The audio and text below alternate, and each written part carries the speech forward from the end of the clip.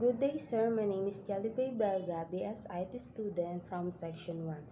This is my midterm project where we have to do a movie review, and the title of this movie is Pirates of Silicon Valley. The first thing I will discuss is the main cast of this movie.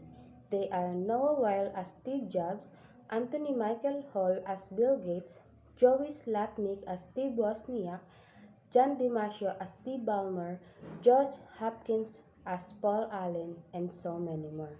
The summary of Pirates of Silicon Valley: the movie is about two of the greatest minds in the modern technological era.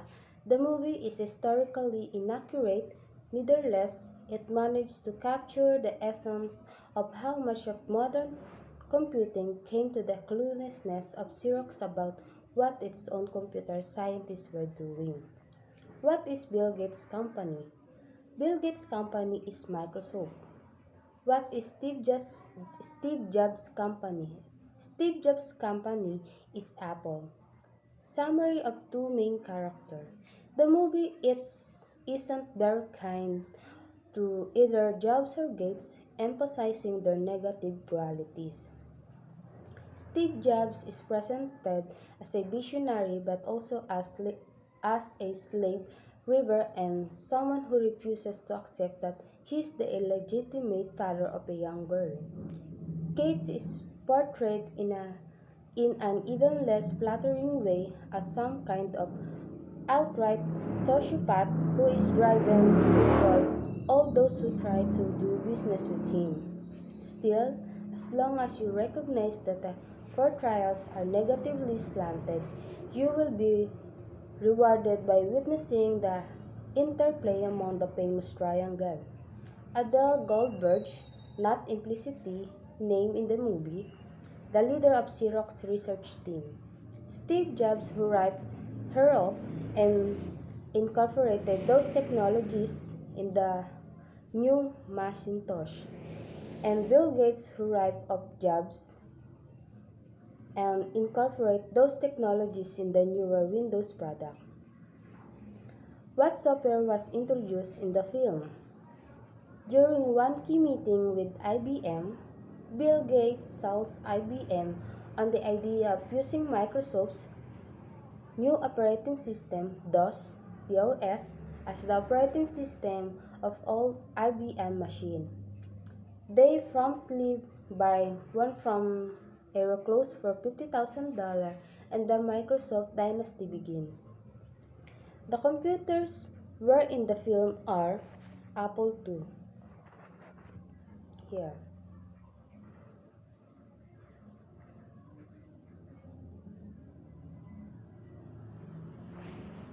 Apple II, Apple's first great success in the Apple II that they display at the computer fair and use extensively in the Apple office.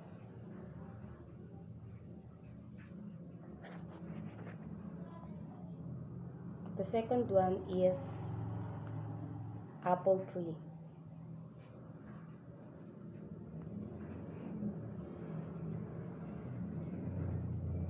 Apple III. Apple III appears sparingly in the Apple office. The third, Apple Lisa.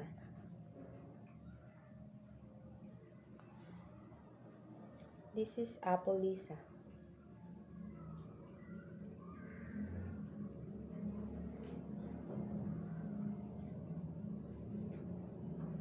Apple Lisa, Microsoft get hold, and then Apple Lisa, Bill Gates is furiously about how advanced it is compared to their product. Fourth, Apple Macintosh.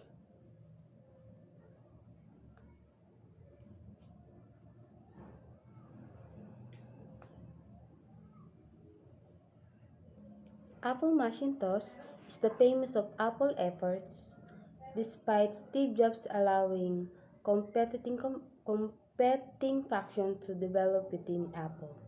The fifth one is Apple Power Macintosh 7X00 G3 Desktop.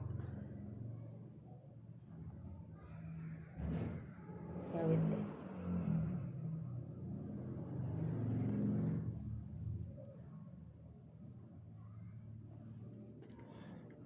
Apple Power Macintosh. Steve Wozniak, having left Apple, is shown in the school teaching computing using Power Macintosh. 6. DEC VDP 8E.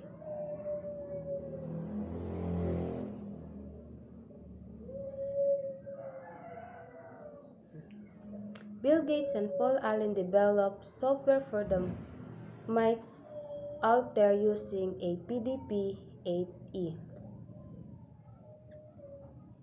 Next, Epson QX10.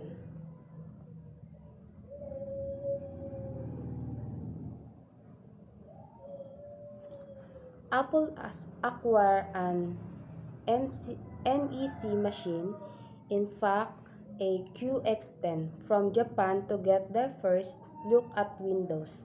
Obviously, the QX10 was not made by NEC, but also it was not capable of running Windows. Next, IBM PCXT. Bill Gates uses an IBM PCXT while continuing development on the DOS software.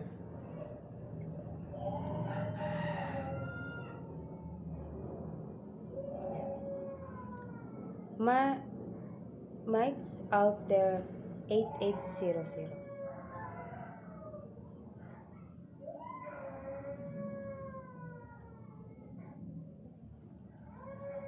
Microsoft's first project is developing the basic language for it. Altair 8800 might send them an Altair when their project bears fruit.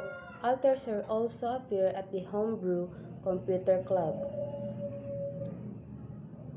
The last one is Xerox Alto.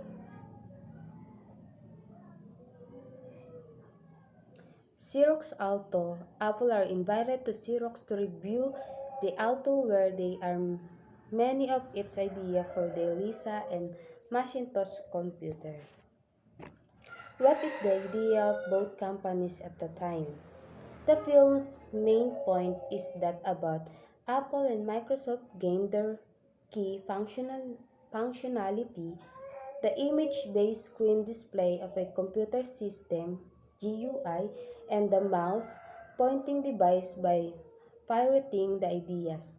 Apple swipes them from Xerox, then Microsoft swipes them from Apple. What is the reason both founders split the deal? Early on, Gates and Jobs worked together on software for an Apple II PC, and later the Apple Macintosh. At one point, Gates said he had more stuff working on Mac projects that Jobs did. However, when Microsoft released Windows in 1985, Jobs was furious and accused Gates of ripping off Apple's user interface. What inspired the GUI graphical user interface?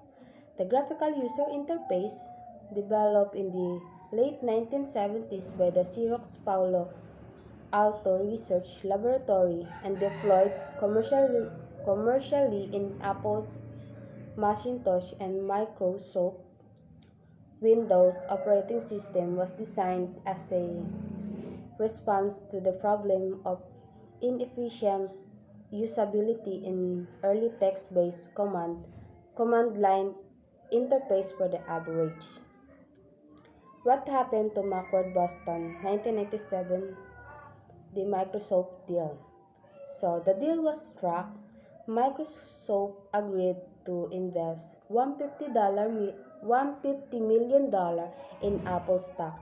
The companies agreed to settle all outstanding litigation and across licensed patents, while making Microsoft Office available for the Macintosh and making the Internet Explorer the default browser but not the only one on the Mac. What happened to the characters after the film as of now? The film shows how these anarchic early friendships formed into effective business partnerships. each player balancing the other's strengths and weaknesses. The brilliant but shy Wozniak needs Jobs' understanding of people to sell his inventions, while Balmer's fast-talking sales patter supports Gates' somewhat chaotic inventiveness. One comic scene sees Balmer solving the problem of Gates, forgetting his tie by climbing the bathroom stall and attempting to buy the tie from around the neck of a startled businessman. Pirates is focused on recounting events rather than getting into the heads of its characters, so there's not a great deal of insight into their motivation, but the film doesn't shrink from the darker sides of Job's character when depicting his transformation from bearded hippie to bow tie wearing multimillionaire, a college dropout with a fascination for mind expanding drugs and Zen philosophy. Jobs could be paradoxically obnoxious, cold, and vindictive in both his personal and professional lives. And that's all. Thank you, sir.